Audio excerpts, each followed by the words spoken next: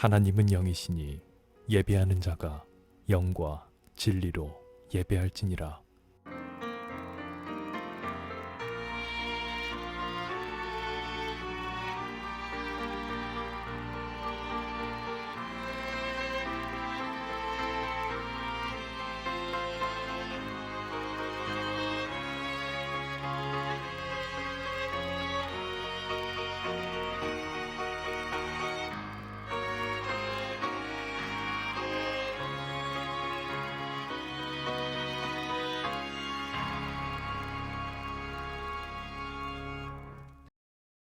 나는 전능하신 아버지 하나님 천지의 창조주를 믿습니다. 나는 그의 유일하신 아들 우리 주 예수 그리스도를 믿습니다.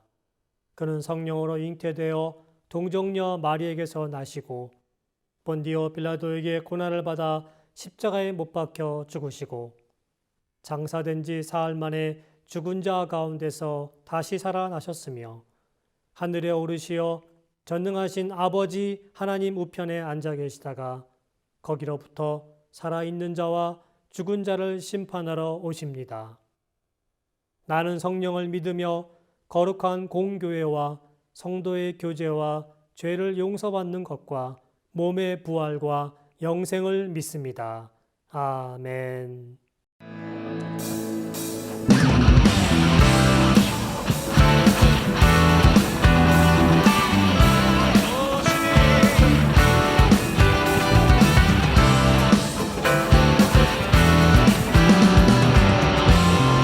나는 주만 높이리 주만 높이리 결코 내맘 변치 않네 세상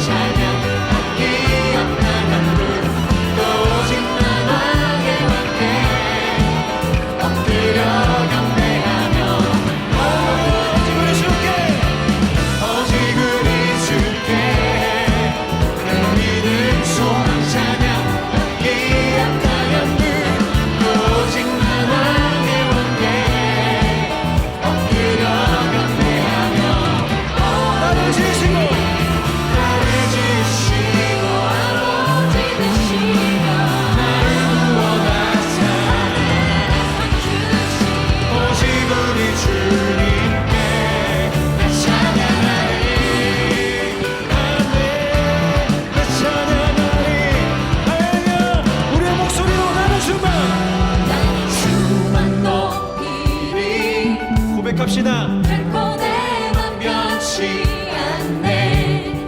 세상 모든 권세 날 위해 십자가를 지신 주님 앞에 십자가 앞에 다 버리고 나의 충성과 내 헌신 내 모든 소망 오직 예수 날 위해 달려 죽으신 그분께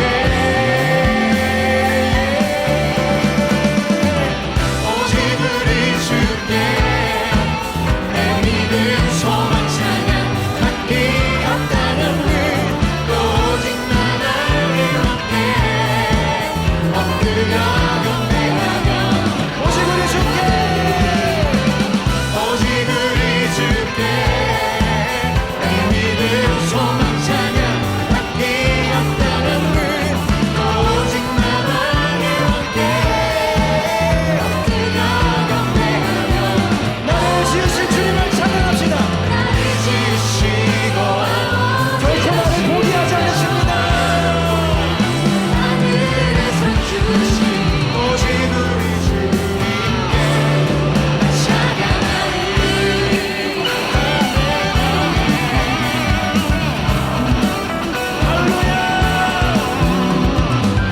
그 주님은 찬양받기 합당하신 주님이십니다.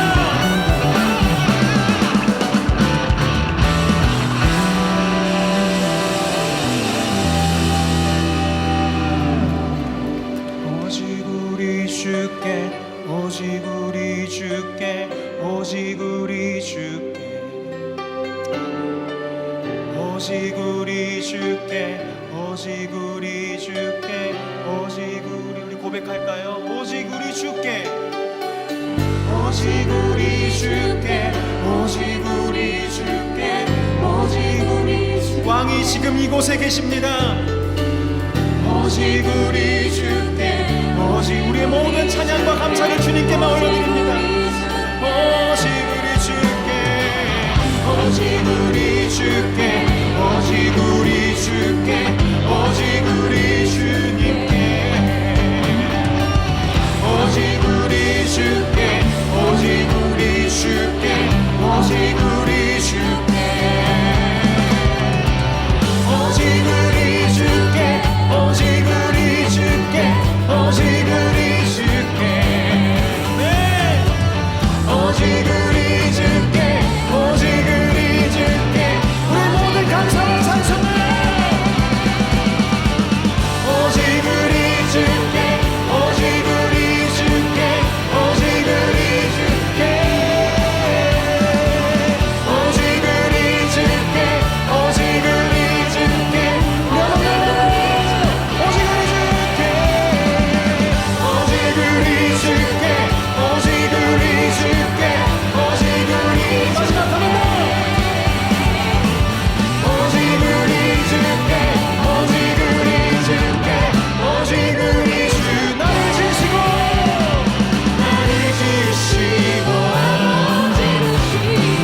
나를 구원하사 오직 우리 주님 나를 지으셨습니다. 나를 지으신 고백합시다. 나를 구원하사 오직 우리 주님께 나를 지으시고 나를 지으시고 아버지 되시며 나를 구원하사 하늘에 상 주신 오직 우리 마지막 한 번 더 나를 지으시고 나를 지으시고 아버지 되시며 오직 우리 주님께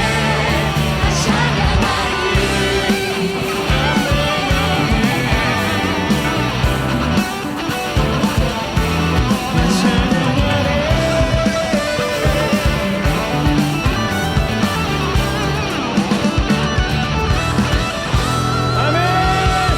우리를 끝까지 사랑하시는 우리 주님을 찬양합시다. 할렐루야 할렐루야 할렐루야.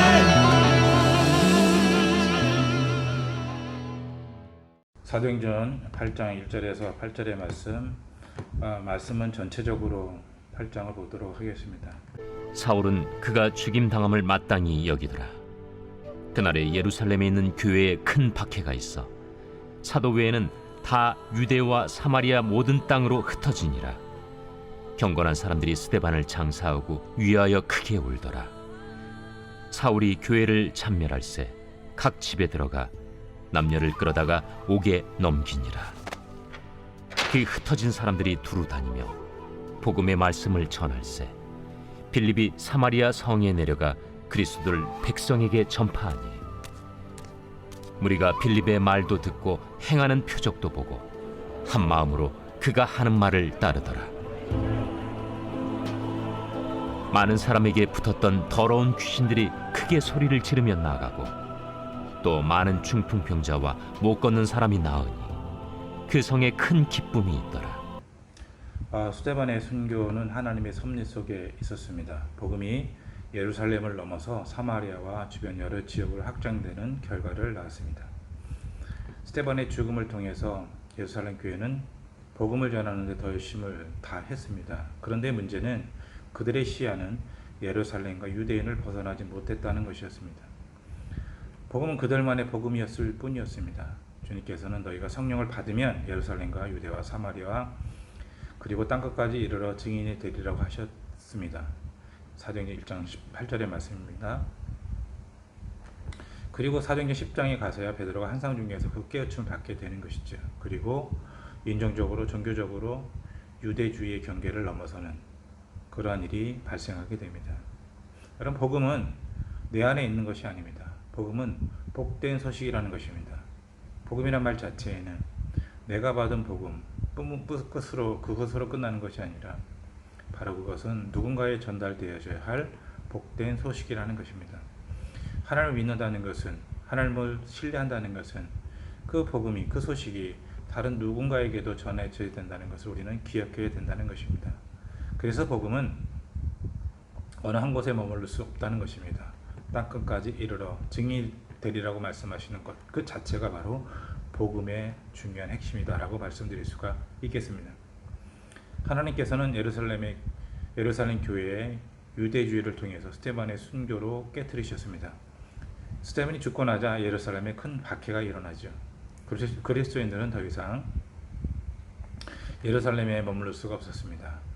그래서 사도들은 예루살렘을 지키고 집사와 성도들은 유대와 사마리아 땅으로 흩어지게 됩니다. 그리고 그 흩어진 사람들이 복음을 전하는 일을 하게 되는 것입니다. 그들은 어느 곳에 있든지 간에 자신들의 소명을 위해서 복음을 전하는 것을 우리는 볼 수가 있습니다. 여러분, 복음을 전해야 됩니다. 그것이 바로 매우 중요한 믿음의 자세인 것이고, 그리고 그것을 통해서 우리는 부르심을 받았다는 것을 느끼게 되는 것입니다. 복음을 전하지 않는다는 것은 복음이 전해질 수 없다는 그런 마음으로부터 시작될 수밖에 없는 겁니다. 그런데 만약에 그렇다면 하나님께서는 외부적인 환경을 통하여서 내 마음과 내 삶을 바꾸어 놓는다는 것입니다. 복음을 전하지 않을 때, 내 마음에 갇혀져 있을 때 하나님께서 쓰시는 방법은 바로 오늘 본문과 같은 외적인 어떤 상황으로 바꾸어 간다는 것입니다. 그러므로 우리가 믿음의 삶을 살아갈 때 반드시 우리는 복음을 증거해야 될 사명을 가지고 있다는 것을 우리는 깨달아야 된다는 것입니다. 만일 그렇지 않다면 하나님께서 스스로 그것을 만들어 가신다는 것을 우리는 기억해야 된다는 것입니다. 그리고 스데반 집사와 함께 선출되어진 빌립 집사의 전도 사역이 또한 6절에서 8절까지 소개되는 것을 보게 되는데, 그는 사마리아에 가서 복음을 전합니다.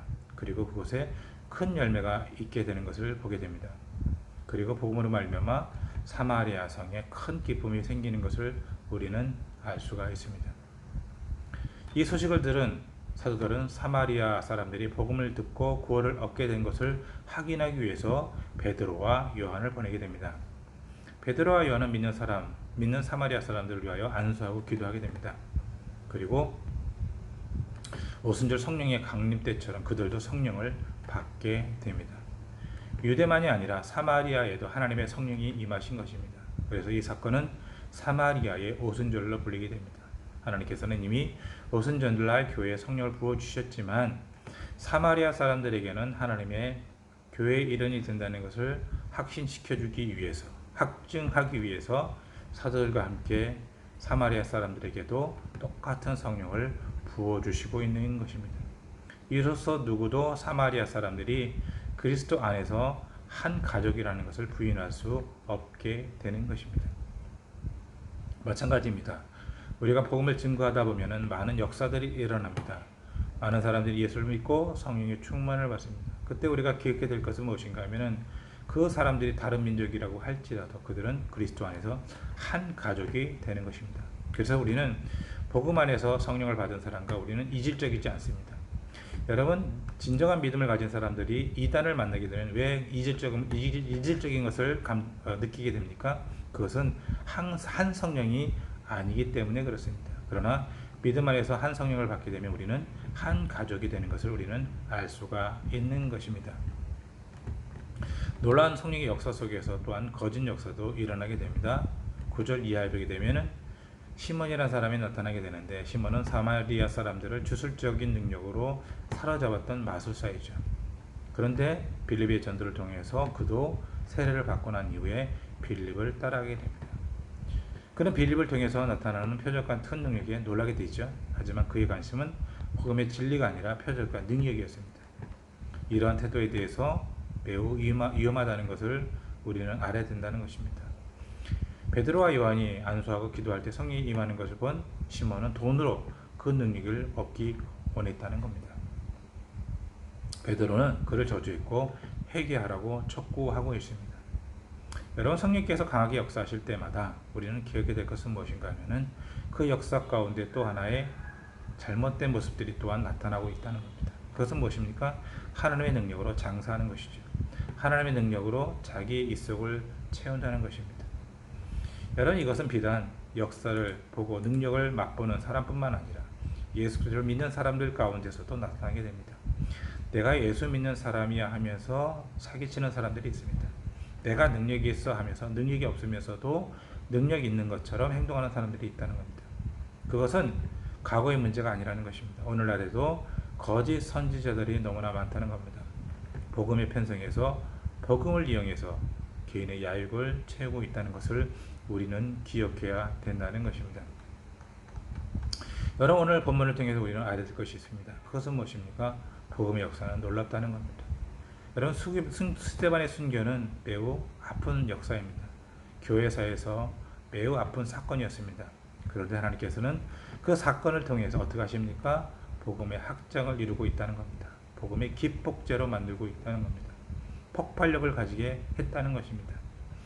여러분, 우리는 순간순간마다 어떤 일들, 어떤 사건들을 통해서 우리는 이해하지 못할 때가 있습니다.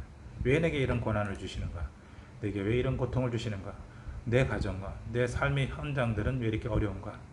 여러분, 그럴 때 우리는 알아야 될 것이 무엇인가 하면은 순간의 사건이 아니라 은혜의 역사 속에 우리가 있다는 것을 기억해야 된다는 것입니다. 시간이 지나서 역사를 은혜로운 그 시간들을 바라볼 때 그것이 바로 은혜라는 것을 우리는 나중에 깨닫게 된다는 것입니다. 당장은 그것이 힘들 수 있습니다. 당장은 그것은 아픔일 수 있습니다. 내게 주어지는 많은 일들이 감당할 수 없을 정도로 고통스러울 때가 있습니다. 그러나 기억하게 될 것은 무엇인가 하면은 그 긴 시간들 속에서 그 마지막에 우리가 보아야 될 것은 하나님의 은혜 역사라는 것을 우리는 깨달아야 된다는 것입니다. 오늘날의 우리 믿음의 사람들에게 있어서 모든 일들이 또한 그렇습니다. 내게 주어지는 모든 일들, 사건들, 그것은 바로 하나님의 복음의 역사를 이루어가는, 확정을 이루어가는 일이라는 것을 기억하면서 우리의 앞에 나타나는 모든 일들을 바라볼 때 믿음 안에서, 은혜 안에서 바라볼 수 있는 영적 시선이 필요하다는 것을 깨닫고 그러한 일에 동참할 수 있는 믿음의 삶을 살기를 간절히 부탁을 드립니다. 기도하겠습니다. 주의 은혜 가운데 스데반의 순교 이후에 놀라운 역사들이 일어납니다. 우리가 볼 때 스데반의 순교는 마음 아픈 사건이었고 괴로운 사건이었습니다. 그러나 그 사건을 통해서 이제 믿음의 사람들이 흩어지게 됩니다. 그리고 복음이 이제는 유대 지역을 벗어나서 사마리아와 땅끝까지 이르러 복음이 증거되는 놀라운 기폭제가 되는 것을 보게 됩니다. 우리의 삶에 있어서도 마찬가지입니다. 어렵고 힘든 순간이 있을 때가 있습니다. 그럴 때 우리가 그것을 바라볼 때 순간의 아픔이 아니라 바로 그것은 하나님의 은혜의 역사라는 것을 깨닫고 우리가 믿음의 눈으로 그것을 바라볼 수 있도록 주님 도와 주시옵소서. 오늘 하루도 믿음 안에 살 수 있도록 도와주시고 가정과 직장과 사업장과 자녀를 하나님께서 축복하여 주시며 모든 일들 가운데 우리가 믿음으로 순종할 수 있고 영적인 눈을 가질 수 있도록 주님 인도하여 주시옵소서. 예수 그리스도 이름을 감사하며 기도드립니다. 아멘. 주후 325년 니케아 공의회 때 부활절 날짜를 어떻게 정하느냐 막 그런 논의가 있었습니다. 그래서 그날 부활절 날짜를 정했는데요. 내용은 이렇습니다. 춘분이 지나고 첫 번째 보름달이 지난 직후의 주일. 그러니까 올해 기준으로 한번 생각해보면 춘분이 3월 21일이에요. 이날을 지나야 되는 거죠. 그리고 맞게 되는 첫 번째 보름달, 그게 4월 6일입니다. 뭐 이게 인터넷 뒤져보면 다 있어요. 4월 6일. 그리고 지난 직후의 첫 주일이니까 4월 9일이 부활절이 되는 겁니다. 그러니까 매번 이제 부활절을 맞이하면서도 이게 왜 이렇게 되는지 모르셨죠. 하여튼 니케아 회의 때 정해요. 그리고 이걸로 조금 부족했던지 그래서 예수님의 고난에 동참하자는 취지로 40일을 사순절로 지내기로 합니다. 사순이란 말이 40이거든요. 그런데 이제 왜 40이냐? 그거는 이제 예수님께서 공생애를 시작하시기 전에 광야에서 40일 동안 금식하셨죠. 그걸 적용하는 겁니다. 그러니까 사순절은 뭔가 의미가 다소 시작부터 금욕적인 의미를 가지고 제정이 된 것이죠. 자, 그런데 여기서 중요한 건 40일로 지정을 했는데 주일은 빼고 계산을 합니다. 왜냐하면 주일 그 자체가 이미 작은 부활절과 같기 때문에 주일은 빼자. 그렇게 해서 6일을 거꾸로 이렇게 올라가다 보면 40을 이렇게 계산해서 올라가다 보면 이 사순절의 시작일이 반드시 수요일에 딱 떨어지게 됩니다. 그래서 전통적으로 사순절이 시작되는 첫날을 제의 수요일이라고 부릅니다. 왜 하필이면 수요일은 수요일인데 제의 수요일이냐? 이날에 예수님 입상할 때 종려나무 가지를 흔들었잖아요. 그거를 이제 태워가지고 제를 만들어가지고 오일을 섞어서 이마에다가 십자가 모양으로 바릅니다. 그런 의식 때문에 제의 수요일이라고 사순절의 첫날을 그렇게 부릅니다. 그렇다면 제를 사용하는 이유는 뭘까요? 왜 하필이면 제를 이마에 바르는 걸까요? 두 가지 의미가 있는데요. 여러분 성경을 보면 사람들이 회개할 때 죄를 뒤집어 쓰잖아요. 막 죄를 뿌리기도 하고. 그래서 첫 번째로 사순절의 기간을 회개하는 마음으로 보내자는 의미가 있습니다. 예수님께서 고난당하신 이유가 일단은 우리 죄 때문이잖아요. 그래서 사순절 기간 동안에 더 집중해서 죄를 회개하고 고백하자는 것이죠. 그리고 두 번째 죄의 의미는 이 죄라는 게 본래 이 존재 자체가 불에 타서 없어진 상태잖아요. 그 흔적이잖아요. 그래서 내가 나의 옛것이 싹 다 타버려가지고 이제 나는 없다. 그런 의미가 동시적으로 담겨 있는 것이죠. 한 가지 재밌는 이벤트가 바로 전날에 있는데 바로 제의 수요일이니까 그 전날은 화요일이겠죠. 그래서 기름진 화요일이라고 부르면서 먹방 축제를 벌인다고 해요. 이날은 집에 있는 설탕, 효모, 고기를 싹 다 먹어 버린다고 합니다. 그러면은 기름진 화요일은 또 뭘까? 왜 이런 짓을 저지르는 걸까? 처음 시작할 때 얘기를 했듯이 사순절 기간이 예수님의 금식 기간, 40일 금식 기간을 적용한 절기라고 했죠. 그래서 사순절 기간은 전통적으로 금욕하는 기간입니다. 그래서 금식하고 또 성욕을 죽이기 위해서 육식 섭취를 금하고 청어와 홍합을 성욕을 억제하는 데 좋다 해서 섭취를 한다고 합니다. 되게 금욕해야 되는 그런 기간인 것이죠. 그리고 프레첼 빵을 먹는다고 해요. 빵 모양이 이렇게 딱 기도할 때 엎드린 기도하는 모양이라고 해가지고 그런 빵을 먹는다고 합니다. 그러니까 좀 생각해보면 좀 웃기죠. 그러다 보니까 40일이라는 이 시간이 주일을 뺀 시간이니까 거의 2달 가까이 되는 시간이기 때문에 1년 12달 중에 2달이면 꽤 긴 시간이잖아요. 이 시간 동안에 막 금욕을 해야 되니까 이 기간 동안 유혹을 받지 않기 위해서 미리 싹 다 먹어치워버리는 그런 의식을 바로 전날에 하는 것이죠. 이건 마치 이슬람의 라마단이 생각나기도 하고 좀 그렇죠. 자, 제가 말씀드렸듯이 사순절의 유래 자체가 다소 캐톨릭스럽습니다.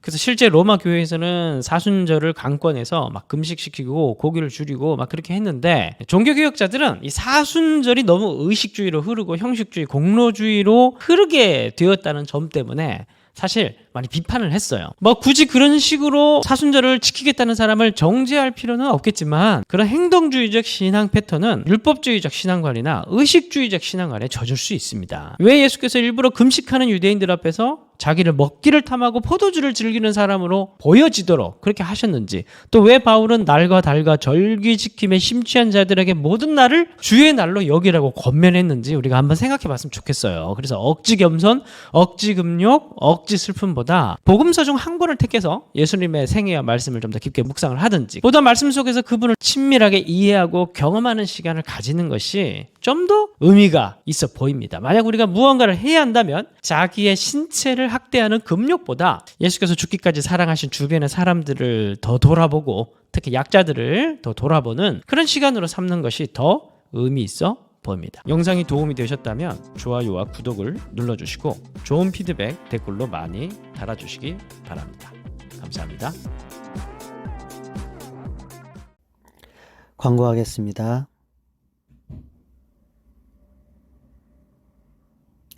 저희는 온라인 미션 스테이션 처치입니다.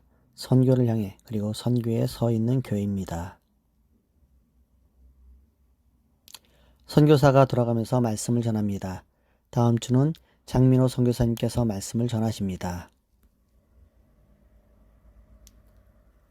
모든 헌금, 후원금은 선교를 위해 사용합니다.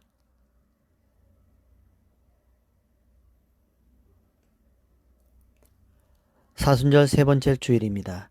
사순절은 우리 안에서 예수 그리스도의 흔적을 찾는 시간이라 생각합니다.